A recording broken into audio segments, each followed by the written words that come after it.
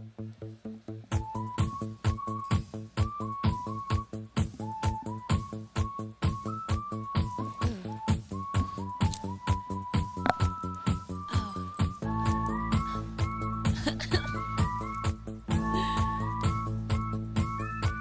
said. Good.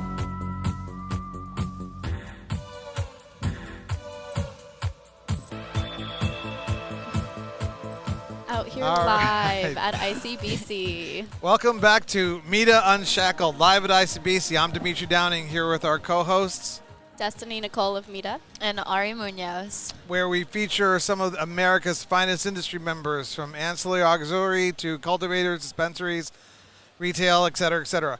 We're here with one of the coolest people, in the cannabis industry, Luna. How are you In the doing? world. Hi, y'all. I'm doing so well. Thank you for having me. Luna, how are you doing here in Berlin, Luna? I love it. It's so cool and it's exciting seeing the German and European markets ready to do business. It's magical. There is an energy here, and it's not just David Hasselhoff from Knight Rider singing Freedom. No, it's not. Which I'd love to bring up.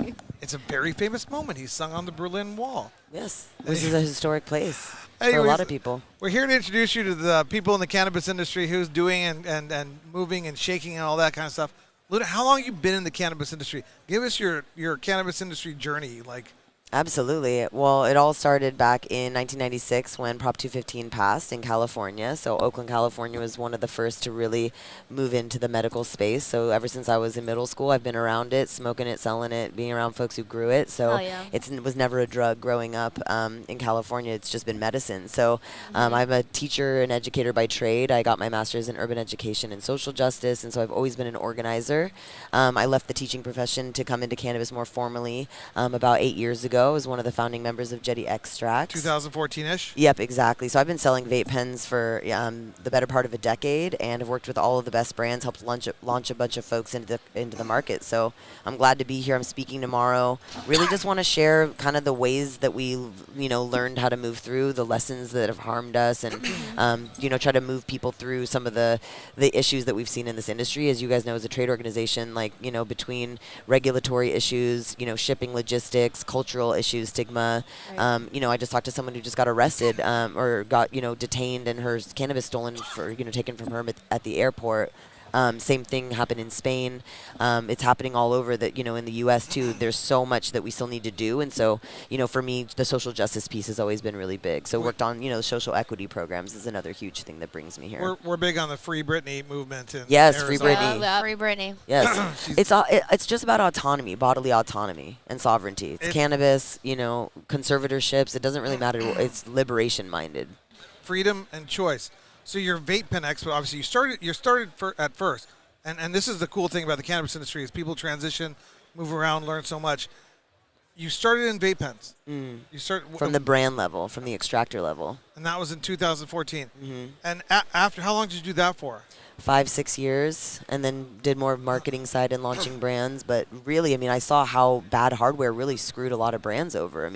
Consumers were getting leaky stuff, batteries weren't working, people were getting mad at the retailers, they were getting mad at cannabis, and it was just poor actors in the Chinese manufacturing space. And you weren't in the hardware environment at first. No, not at all. And of course, we need to fix this. Yeah, as like a hippie, it's like, who wants to be in Chinese hardware? But then when you realize you're actually can go into that system and make it more serve our community more, and really it's OEM and ODM, so we can really do anything that we need and want for rosin and all these amazing cannabinoids, and not harm the terpenes, and not create extra waste. So it's really less about the finding all the problems, is really finding the solution. So that's what brought me to it. It's like, okay, I'm going to help my extractors out and make sure that they get the best possible carrier for the most beautiful oil that they love so much. So you can use all your product in the most efficient phase. So, that makes sense. So that expertise that brought you to where you are now, that passion, that commitment, that expertise, and so what is the company that you're involved with now? ISPIRE. We do vape hardware for the cannabis industry. So our parent company, ISPIRE, was the first to market with the vertical coil vape pen patent that a lot of vape pen companies have since used and helped spread and open up the space for us. So we're super grateful to that.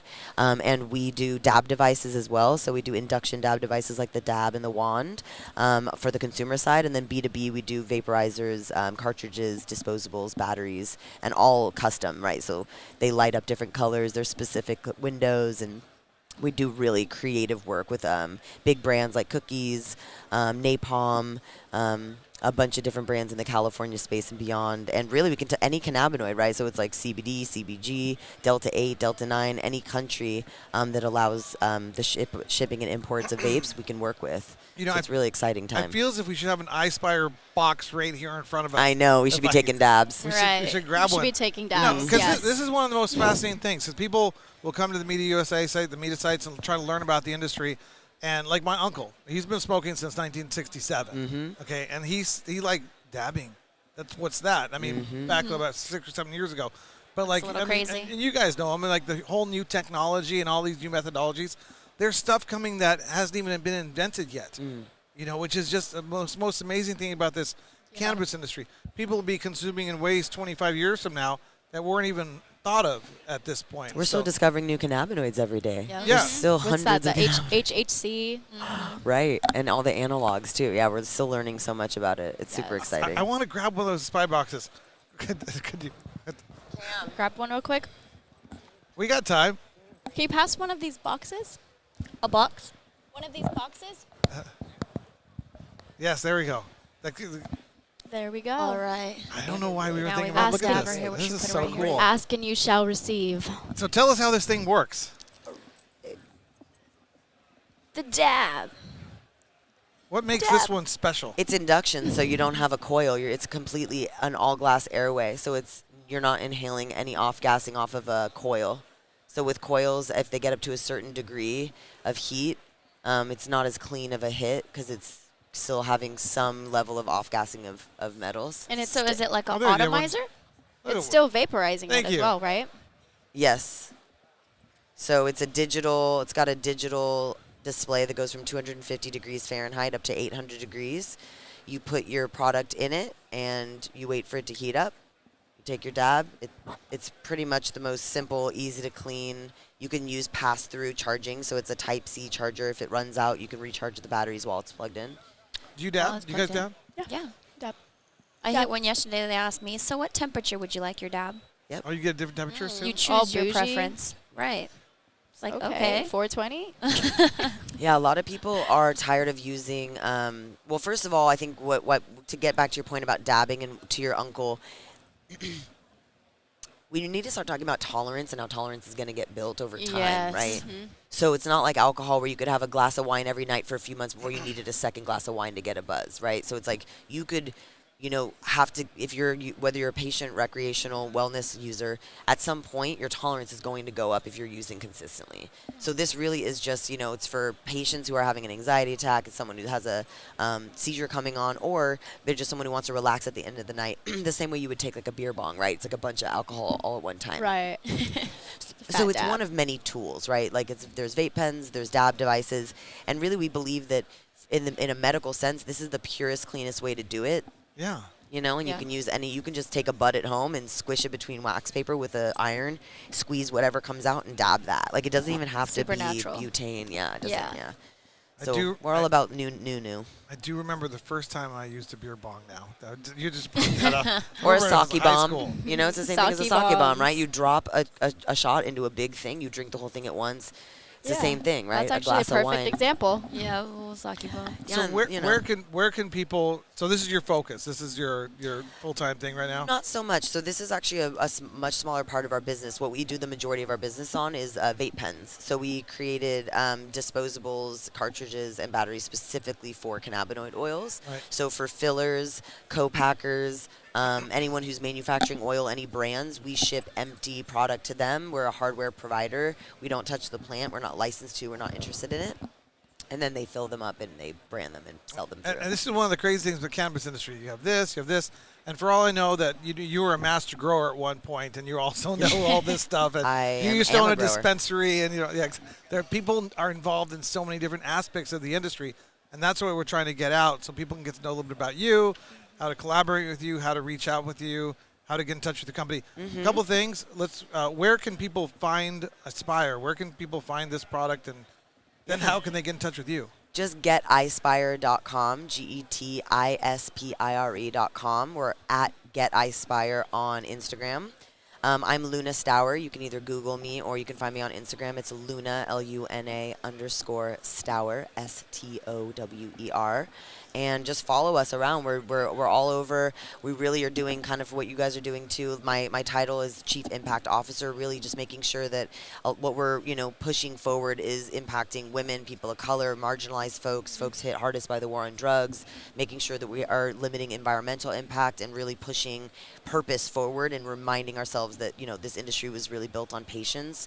It's not so much an industry, it's more of a lifestyle and a movement for medical freedom. So we got to remember that. That's awesome. Someone's got to keep pushing that culture.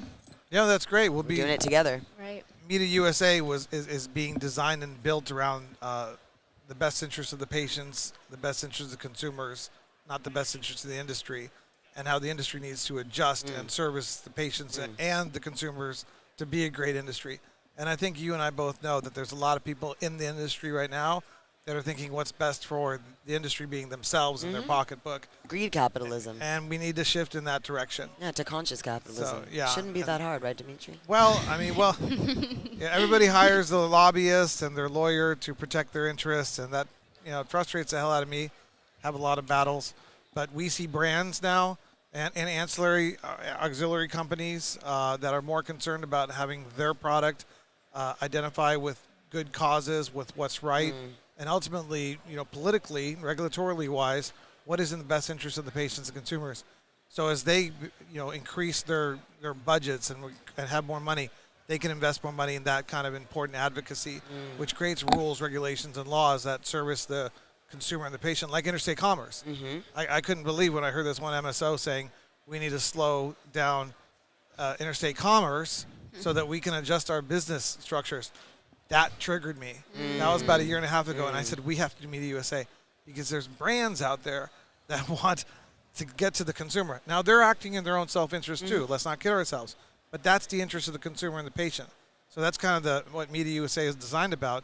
But certainly there's companies like yours that have the same principles. So we look forward to working with you. Very Likewise. Anything else you want to share with people? Everybody knows how to get a hold of you, right? Yeah, absolutely. We had an amazing event last night, and I think bringing people together, for everyone listening at home and watching at home, please, this is great that you get to do this online. There's so much richness and potency in online content, but please get out and get with people. No one is talking to each other, whether it's the pandemic or competition. We are all in the same boat. It's not us versus them. It's us versus them. There's clearly sides, and collaborate. It's cooperation. A rising tide raises all boats. Get out, consume with folks, meet folks, ask questions, be vulnerable, share your needs, and you will help grow this. So obviously, sit back and absorb all this good information, but also get on, newsletters, go on events lists. Like, coming out to events like this is life-changing. It also keeps your heart and your soul focused, so that when you are doing the lobbying work, when you are writing your pro forma, you're keeping the spirit of the industry at heart. Yes. Very cool. And you heard what she said. She actually didn't say this, and when you do come out to conferences, find her at the ISPIRE booth. Find her at the ISPIRE booth. Yep, dabbing out. Thank you. Awesome. Thank you, guys. That was great. Thank you.